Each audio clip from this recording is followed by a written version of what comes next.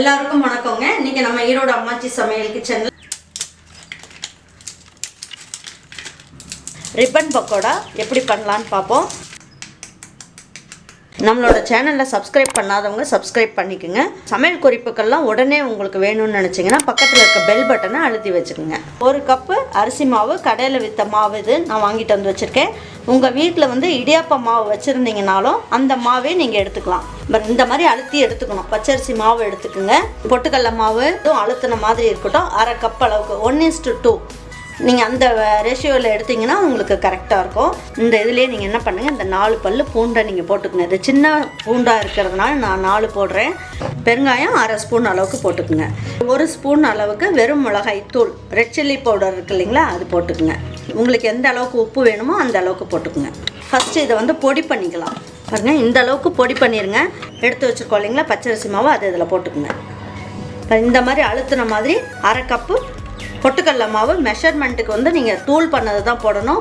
முழுசாக இருக்க பவுடர் நீங்கள் போட வேண்டாம். மிக்ஸியில் போட்டு நீங்கள் எல்லாமே தூள் பண்ணிக்கோங்க. நல்லா தூள் ஆகிடுச்சு. இப்போ நம்ம இதை என்ன பண்ணுவோம், ஒரு ஜல்லடை வச்சு ஜலிச்சுக்கலாம். எல்லாமே பொடி ஆகிடுச்சு. இந்த அளவுக்கு மட்டும்தான் இருக்குது. நீங்கள் இதை கீழே போட்டுடலாம். 1 கப்பு மாவுக்கு நான் 1 ஸ்பூன் அளவுக்கு பட்டர் போட்டுக்கிறேன்.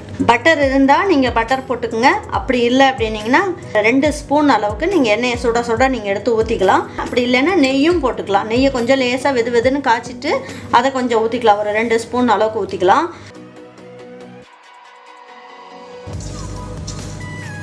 இப்போ பாருங்கள், நல்லா எல்லாமே நல்லா ஸ்ப்ரெட் பண்ணி விட்டுட்டோம். இப்போ நம்ம என்ன பண்ணுவோம், கொஞ்சம் கொஞ்சமாக தண்ணியை தெளித்து பிசைஞ்சிக்கலாம். முறுக்கு மாவு பக்குவத்துக்கு நீங்கள் பிசைஞ்சிக்குங்க. அப்புறம் நல்லா சாஃப்டாக ஆயிடுச்சு பாருங்கள். ஒரு தட்டு வச்சு மூடி வச்சிடலாம். இது அந்த எண்ணெய் காயிற நேரம் வரைக்கும் அது இப்படி இருந்தால் போதும். ரொம்ப நேரம்லாம் ஊற வைக்கணும்னு அவசியம் இல்லை. இது எண்ணெய் காஞ்சிருச்சு. இப்போது இந்த மாவு நல்லா பிசைஞ்சு வச்சுருந்தோம் இல்லைங்களா, நல்லா ஊறிடுச்சு. கையில் எதுவுமே ஒட்டவே இல்லை. அந்த அளவுக்கு ரொம்ப நல்லா சாஃப்டாக ரொம்ப நல்லா ஆயிடுச்சு. இப்போ நம்ம என்ன பண்ணுவோம், நம்ம எல்லார் வீட்லேயுமே இந்த குழாய் இருக்கும். இதில் இந்த மாதிரி ரிப்பன் பக்கோடா செய்யறதுக்குன்னே இருக்கும் இல்லைங்களா, இதில் நம்ம இந்த மாவு கொஞ்சம் எடுத்துக்கலாம். உங்களுக்கு வேணும்னா இதில் கொஞ்சம் எண்ணெய் தடவிக்கலாம். நான் எண்ணெயெல்லாம் தடவலை, நான் இப்படியே போட்டு இந்த தட்டை மூடி வச்சுக்கோங்க. திறந்து வச்சிங்கன்னா காஞ்சி போயிடும். இப்போ பாருங்கள், இதுலேயே நம்ம டைரெக்டாக புழிஞ்சிக்கலாம்.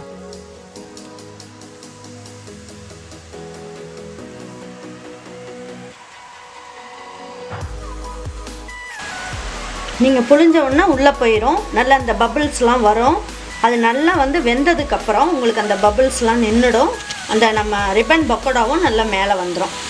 நீங்கள் இந்த ரிப்பன் பக்கோடா செய்யறதுக்கு நீங்கள் கரண்டிலாம் எதுவும் யூஸ் பண்ண வேண்டியதில்லை. இந்த மாதிரி கம்பி இருக்கும் இல்லைங்களா, அதை நீங்கள் யூஸ் பண்ணிக்கோங்க. அப்போ எடுக்கிறதுக்கு உங்களுக்கு ரொம்ப ஈஸியாக இருக்கும். பபிள்ஸ்லாம் கொஞ்சம் குறைஞ்சிருக்கு, அதனால் இப்போ கொஞ்சம் திருப்பி விட்டுக்கலாம். பாருங்கள், பபிள்ஸ்லாம் நின்றுடுச்சு. இப்போ நம்ம எடுத்துடலாம். இந்த மாதிரி கம்பி வச்சு நம்ம எடுக்கும் போது நமக்கு சுத்தமாக எண்ணெயே இந்த முறுக்கில் ஒட்டாது. அந்த அளவுக்கு எல்லாமே அப்படியே வடிச்சிடலாம். இந்த மாதிரி வடிகிற தட்டு வச்சுட்டு நம்ம அதில் வச்சுக்கலாம். இந்த மாதிரி அச்சு இருக்குது. இந்த மாதிரி அச்சில் செய்யும் போது நல்லா வரி வரியாக ரொம்ப நல்லாயிருக்கும். அதுக்காக நான் இந்த இதுலேயே ஒன்று உங்களுக்கு போட்டு காட்டுறேன். ரொம்ப ஈஸியாக இருக்கும் இது.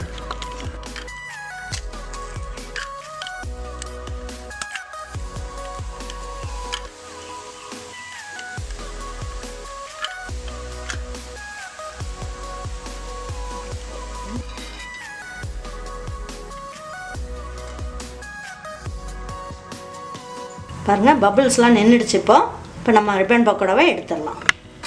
இது எல்லாமே ரொம்ப நல்லா அருமையாக வந்திருக்கு. நீங்கள் அந்த 1 கப்பு மாவு போட்டிங்கன்னா இவ்வளோ உங்களுக்கு ரிப்பன் பக்கோடா வரும். உங்களுக்கு ரிப்பன் நான் உடச்சி காட்டுறேன். இப்போ